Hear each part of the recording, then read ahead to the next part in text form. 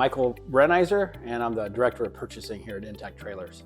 It was founded in 2010, so now going on 14 years ago. We build a variety of trailers from car haulers, stackers for motorsports, fiber optic splicing trailers, RVs, lots of really custom stuff. I know a lot of places will say stuff about culture, but our culture is unique in the fact that we're not about processes. First, we're about people. It makes it a nice place to work. Everybody's paid with a profit sharing, so everyone has the same drive. We're trying to do things quality. Guys in the line go nice and slow.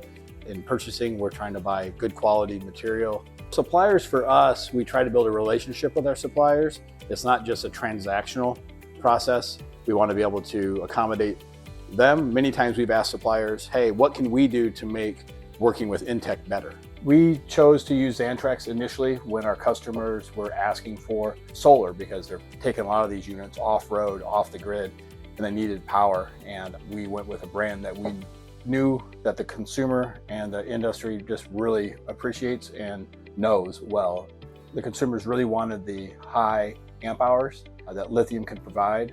So we're putting in 125 amp hour batteries. Big advantage of the Xantrex lithium battery is its ability to last a long time in the off-road application.